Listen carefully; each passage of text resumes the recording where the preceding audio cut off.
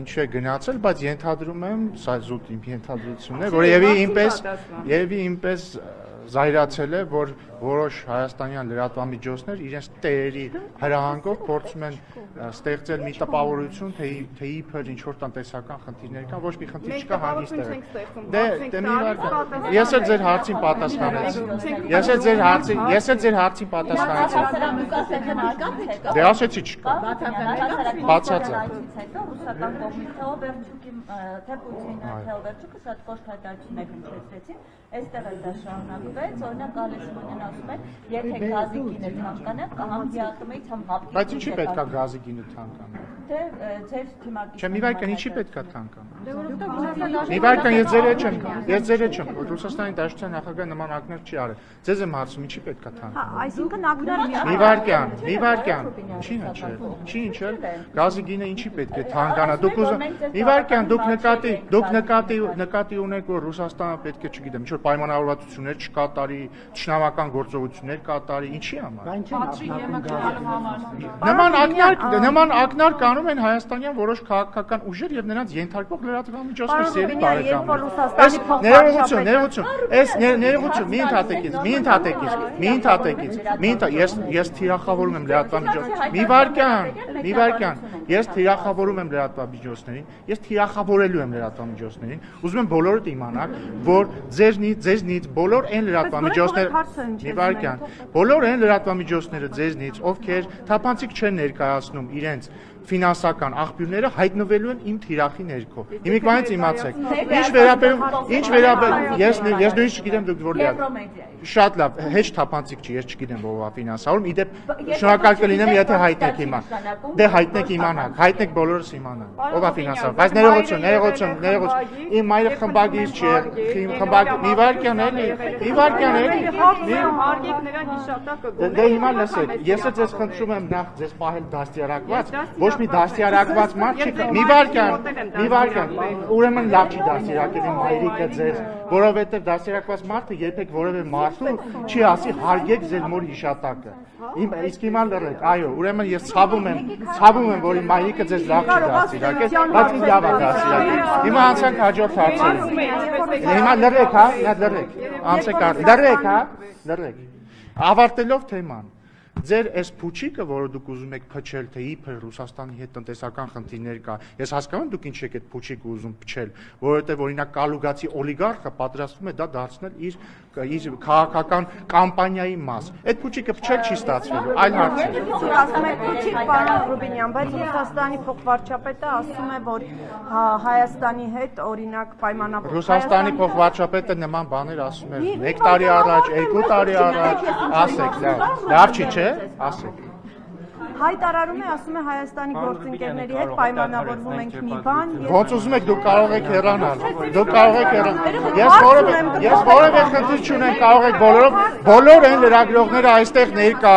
ովքեր որ լավ չեն զգում են փաստից, որ ես բարձրացնում եմ իրենց ֆինանսական աղբյուրների հրապարակման հարցը, շատ լավ, բոլոր այն լրագրողները, ովքեր ուզում են լքել այս ճեպազրույցը, ազատ են դա անել։ Խնդրեմ, կարող եք լքել։ Կարող եք լքել, բացարձակ ես չեմ ներվի։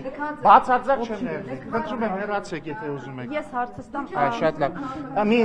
ընդհատեք ինձ խնդրում եմ։ Ինչ ասեցիք, դուք եք խնդրում քաղաքական դաշտից, դուք չեք որոշում։ Որոշումը ժողովուրդն է։ Ժողովուրդը կորոշի ով կհեռանա քաղաքական դաշտից թե ոչ, ու նաև ես վստահ եմ, որ ժողովուրդը կտա մեզ մանդատ այնպես անել, որպեսզի լրագրողները եւ լրատվամիջոցները, որոնք սնվում են տարբեր օլիգարխների կողմից, իրանք ստիպված են լինելու հրապարակել իրենց ֆինանսական աղբյուրները, ու մարդիկ իմանալու են, թե այն լրագրողները, ովքեր գալիս քաղաքական ելույթներ են ունենում, ոչ թե հարցեր են տալիս այդ քաղաքական ելույթներ, ում պատվերով են դա անում։ Այնինք մարդիկ իմանալու են, դուք կոնկրետ դուք ում պատվերով եք օրինակ գալիս տեղ բաներ անում։ Դե լավ, արդեն գնացեք, խանգարում եք։ Խնդրեմ ձեր, մի խանգարեք։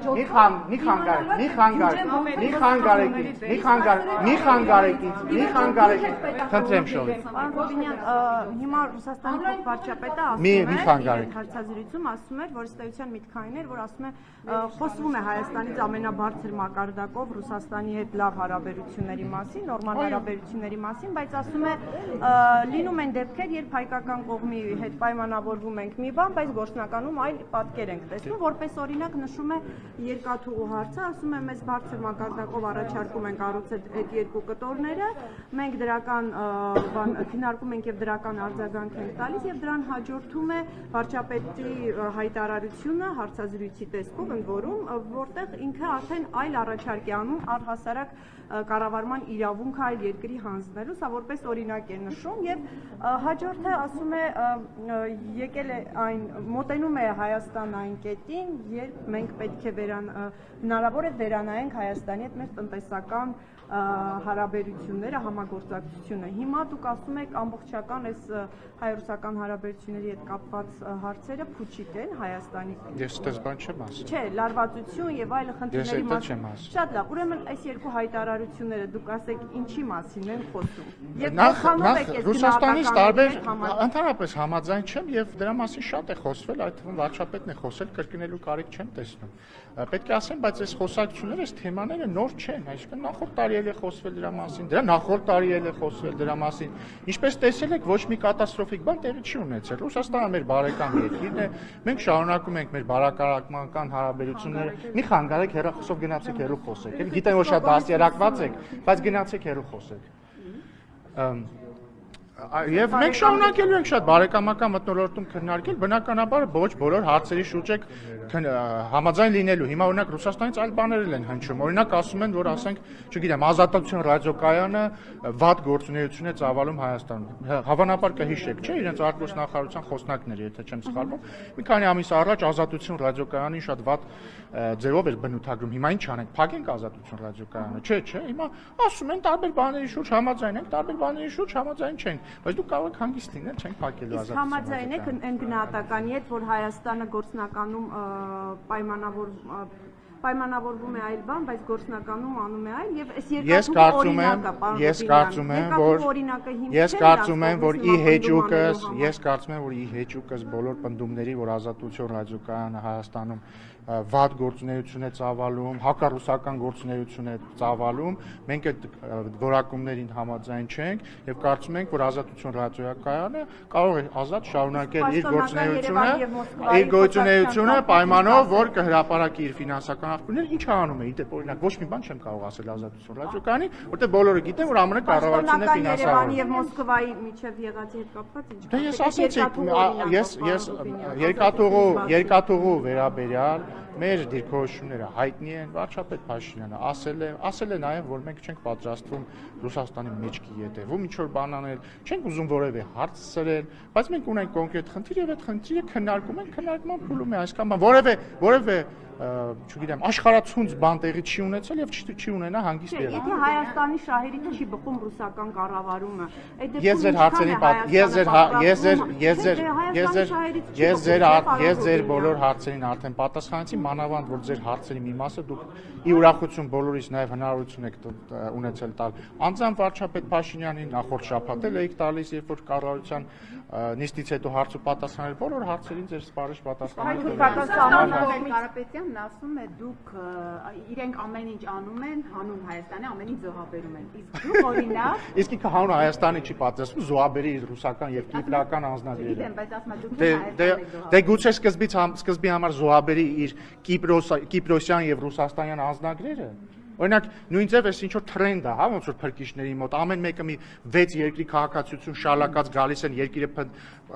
բան փրկելու, ասում ես լավ, իսկ գուցե այն Բագրատ սրբազանն էլ ճակերտների մեջ չէ, կանադայի քաղաքացիներ, երբ որ ասում են գուցե դուք զոհաբերեք ձեր կանադայի քաղաքացիությունը, չէ, այտենց չէ զոհաբերում։ Այսինքն իրանք ուզում են գան դառնալ վարչապետ, բայց մի հատ պրիմիտիվ օտարերկրյա քաղաքացիությունը չեն ուզում զոհաբերեն, որ այս ժողովուրդը հասկանա, որ լավ, այս մարդիկ կատարածու չեն, մանկլավիկ չեն։ Ում կատարածուն են, պարոն Ռոբինյան։ Չգիտեմ, ում կատարածուն են, հաստատ ոչ Հայաստանի ժողովրդի։ Ընդհանուր առմամբ ինչպես կգնահատեք Ինչ։ ելույթի փաստը։ Ում ելույթ։ Սամվել Կարապետյան։ Ես վստահ չեմ, որ դա իր ելույթ է։ Ես վստահ չեմ, որ դա իր ելույթ է։ Վերաբերյալ դիտարկումները։ Ես պետք է գնահատեմ այն փաստը, որ նախ ես չգիտեմ իրոք դա արհեստական բանականություններ թե ինքն ինքն էր խոսում, բայց եթե ինքն էր խոսում, գնահատում եմ, որ 5 րոպե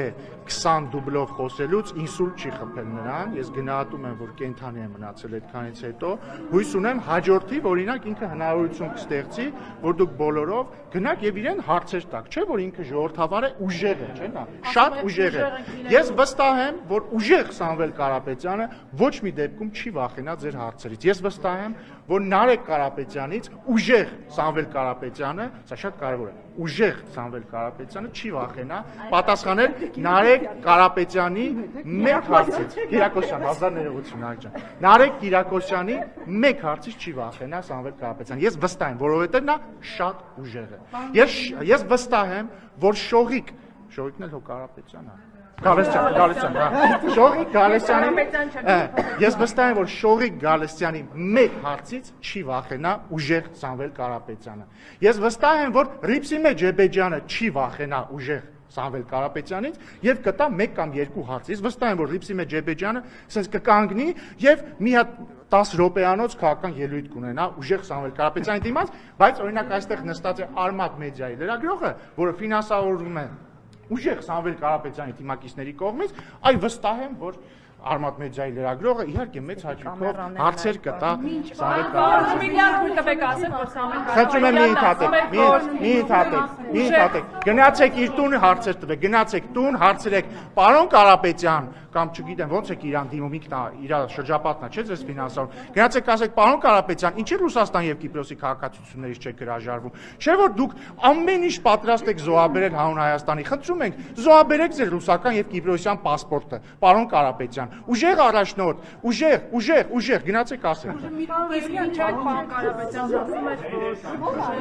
ցող են լինելու ուժեղը Մոսկվայում։ Շատ լավ, 20 դուբլից, հա։ Ես ուզում եմ մի հարց բացատրել։ Եթե եկեք մի պահ ընդունենք, որ Սամվել Կարապետյանի ելույթը, այս վերջին հանրավակին, իրական է, 50-50 անկեղծ եմ ասում, չգիտեմ, կամ իրական է, կամ անբնական է։ Բայց եթե բնական է, դա նշանակում է, որ այդ մարդը մի հատ 6 րոպեանոց ելույթը ձայնագրել է 20 դուբլից։ Այսինքն ակնհայտ է, չէ՞, դուք բոլորը լրագրողներ եք հասկանում եք, որ նախադասություն առ նախադասություն են ձայնագրել։ Ինքը այդ ուժեղ բանակցելը ո՞նց է անելու։ Այսինքն գնալու է 20 դուբլից բանակցի, գնալու է ասելու է «Здравствуйте, многоуважаемый», այսինչ հետո զգալու է, որ սխալ արեց, հետո նորից է ասելու, հա դուբլերով են անելու։ Հաջորդը, դուք հասկանում եք, չէ՞ որ այդ մարդու ամենապարզ եւ պրիմիտիվ խոսելու ունակությունը կասկածի տակ է, հասկանում եք, ուժեղ առաջնորդի խոսելու ունակությունը, ընդ որում ոչ միայն հայերենով, ռուսերենով, չգիտեմ, ճապոներենով, հունարեն չգիտեմ, Կիպրոսի քաղաքացիա, չգիտեմ, հունարեն գիտի, չգիտի, գուցե հունարենից է մարդը ուժեղ, թող հունարեն մի հատ ելույթ ունենա, հասկանանք, որ ուժեղ է։ Բայց ինքնին այդ փաստն է կասկածի տակ, ինքը ոնց է բանակցելու։ Ես վստահ չեմ, որ ինքը կարող է բանակցել որևէ մեկի ձեր հետ, ես վստահ չեմ, որ ինքը Նարեկ Կիրակոսյանի հետ կարող է բանակցել, լուր մնաց ինչ-որ մեկի հետ բանակցել։ Վարչապետին հանդիպել եք լեզվով են շփվել, չեք։ Չգիտեմ, բայց լավ հարց է, պետք է հարցնել։ Բանական օրենսդրության փոփոխությունից հետո փաստորեն անձնանում հնարավոր չի եկել։ Ինչ եք կարծում, երբ իրենք գրանցվել են մյուս անունով, հնարավոր է գրանցվել են ռեգիստրում են մյուս անունով։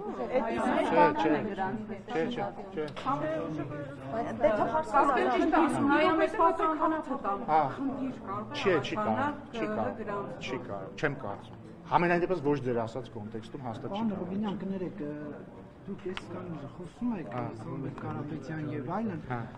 դուք ունեք օրինակ համակարգման ոլորտ, օրինակ հայ-թուրքական հարաբերություններ, ըստ էության այս ընթացքում որևէ ձեռբերում արձանագրում չունեք, որ գայկաննեիք հայ լրագրողների դիմաց ու եթերում ձեր ձեռբերումներից խոսեիք, այլ ոչ թե ընդդիմադիր ուժերից մեկին 10-15։ Չհասկացա, դուք եք, բայց դուք եք հարց տալիս ընդդիմադիր ուժերից մեկի մասին։ Հարց մի տվեք չանադառնա։ Հիմա հարց եմ տալիս հայ-թուրքական հարաբերությունների մասին, ինչ ձեռբերումներ ունեք երրորդ երկրի քաղաքացիների համար, ինչ եղավ այդ որոշումը, սահմանները երբ կբացվեն։ Հայաստան-Թուրքիա հարաբերությունների կարգավորման գործընթացում մի շարք քայլեր արվել են արդեն իսկ, եկե հիշեք, եւ որ ամենասկզբում վերաբացվեցին թռիչքները Երևանի եւ Ստամբուլի միջեւ, որոնք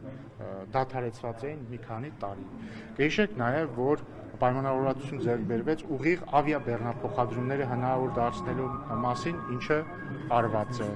կա պայմանավորվածություն անի պատմական կամուրջը վերականգնելու մասին գործընթացը փաստաթղթային գործընթացը ընթացքի մեջ է եւ ճիշտ է ամենամեծ պայմանավորվածությունը սահմանում է երրորդ երկրների քաղաքացիների եւ դիվանագիտական անձնագիր կրողների համար բացելն է ինչի վերաբերյալ մենք մեր կողմից անելիք արել ենք նկատի ունեմ անցակետի վերականգնումը լավ լուրն այն է որ թուրքական կողմից վերջապես այս տարի իրենց կողմից սկսեցին աշխատանքներ տանել անցակետի վերականգնման ուղղությամբ եւ մենք սպասում ենք պայմանավորվածության իրագործմանը եւ այս առումով գնդակը մեր դաշտում չէ։ Խաղաղությունը հաստատված է, ի՞նչն է խնդիրը։ Դե խաղաղությունը հաստատված է, բայց գործընթացները պետք է գնան իրենց հունով։ Մեր կողմից որևէ խնդիր չկա եւ մենք ոչ ոք նախապայման կա, պայմանավորվածությունը կա, պետք է իրագործվի։ Չեմ կարծում։ Ամենայն դեպս դա տրամաբանական չէր լինի։ Իսկ դուք Անտալիա մեկնելու եք, ես էլի Անտալիա։ Ես Անտալիա չեմ մեկնել։ Արգոսնախարարը Դե ասեցի էլի Բայց Անտալիա մեկնել եք, չէ՞, պարոն Ռուբինյան։ Դե հա, բայց սա ինչ-որ վերաբերմունք է։ Ոչ, Ինչն է պատճառը։ Կարող է իսկապես նեղացել եք։ Սիրելի գործընկերներ, ես ձեր տարբեր տեսակ ձևակերպած նույն հարցին պատասխանելու եմ էլ հանդիպելու օրինակ ձեր գործընկերոջը։ Բայց ես բացարձակ տես բան չասեցի։ Չէ, ես հարցնում եմ։ Դե հիմա բայց դուք ձեր ենթադրությունները հազար ձև կարող եք ձևակերպել։ Ես ձեզ ասացի,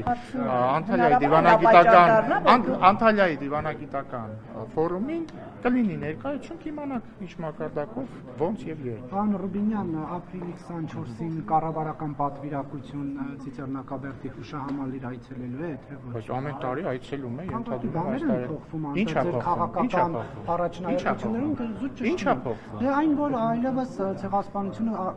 արտաքին քաղաքականության հարցում առաջնահերթություն չէ։ Ցեղասպանությունը չէ, ցեղասպանությունը միջազգային ճանաչում է։ Ինչ որ մեկը կառավարությունից այլ բան ասել է։ Չէ, բայց մի վարքանի առաջնահերթություն չէ։ Իսկ դուք գնալու եք Ծիծեռնակապ։ Ես ամեն տարի այցելում։ Հա, շատ լավ, ես չէ։ Չէ, ես նկատում եմ ի պաշտոն է, չէ, Ես էլ ի պաշտոն է ամեն տարի այցելում եմ բացառությամբ այն տարիներին, երբ որ արտերկրում եմ լինում։ Գործողման մեջ։ Ոչ մի բան չի փոխվել, կլինի այց։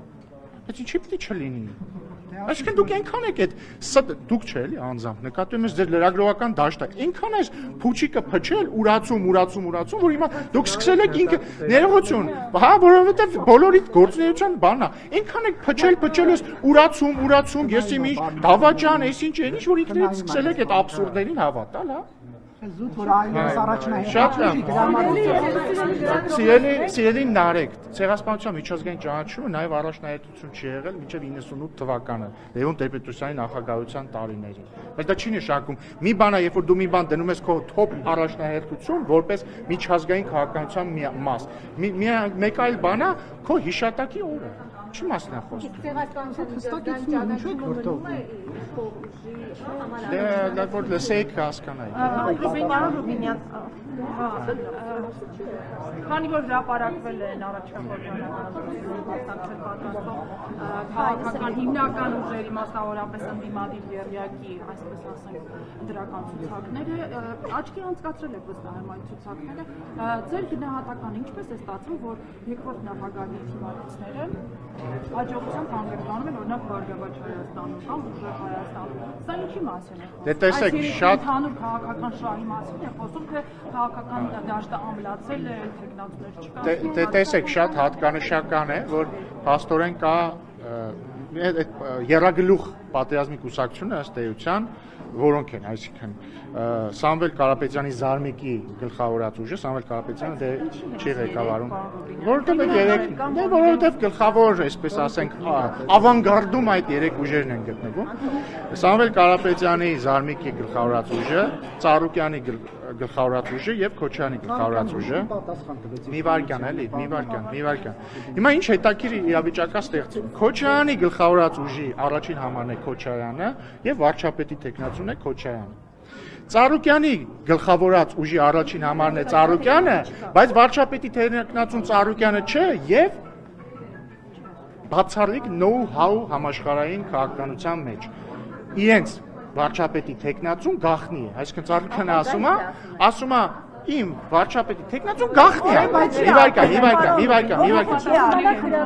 Օրենքը էլի չի արգելում, բայց նկատի ունեմ, ֆիքսենք էլի, որ առաջին անգամ համաշխարհային քաղաքականության պատմության մեջ մարդիկ որոշել են ընտրություններին մասնակցել թաքնված, պահկված տեխնացույով, հասկանու՞մ եք, կարող ընտրություններից, այսինքն Ժորժ ջան, երբ որ դուք ընտրում եք Ծառուկյանի ուժին, իմացեք, որ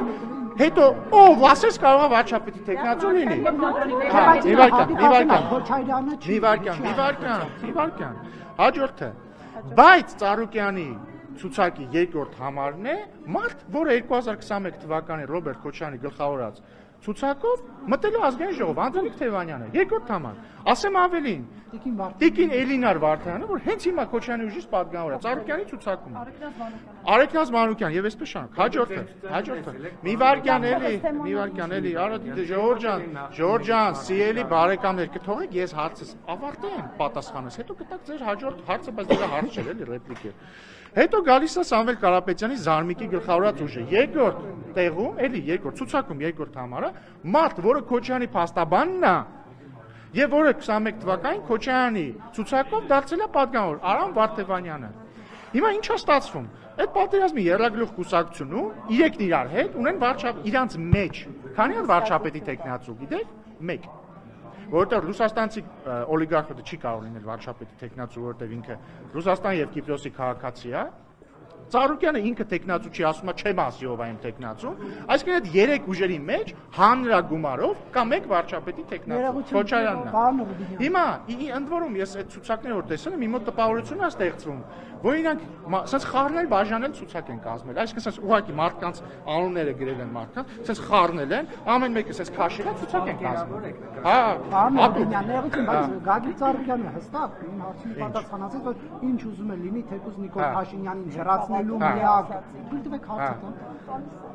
Եթե նույնիսկ Նիկոլ Փաշինյանին հեռացնելու միակ տարբերակը լինի այն, որ ինքը պետք է Քոչարյանի օգտին քվեարկի, որ դառնա վարչապետ, չի քվեարկի։ Որ Քոչարյանի, կարող Լևոն Քոչարյանի։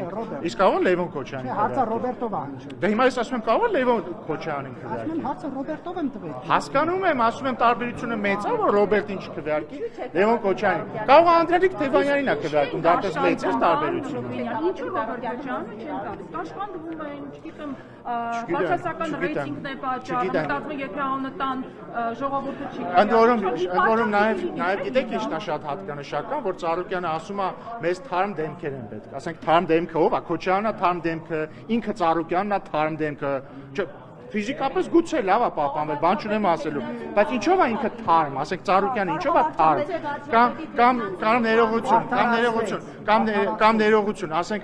ռուսաստանցի օլիգարխի ինչն է թարմ, ռուսաստանցի օլիգարխի հարազատ եղբայրը, երբ որ մարտի 1 էր անում, երբ որ Երևանի կենտրոնում 10 հոգի սպանում էին երեկոյան, ռուսաստանցի օլիգարխի եղբայրը ՀԿ խմբակցության ղեկավարն էր։ Դրանից հետո նշանակվել է Սերժ Սարգսյանի աշխատակազմի ղեկավար։ Դրանից հետո եղել է ՀԿ խմբակցության անդամ, ու եղել է նաև ՀԿ գերագույն մարդ։ Տարեթիվը չեմ հիշի, բայց գիտեք չէ՞ որ խաբել է։ Իշտղան ասում է, որ տեսել է կոռուպցիոնե դրսևորումները անհամաձայն։ Բայց գիտեք որ խաբել է, ուզում եք ապացուցեմ որ խաբել է։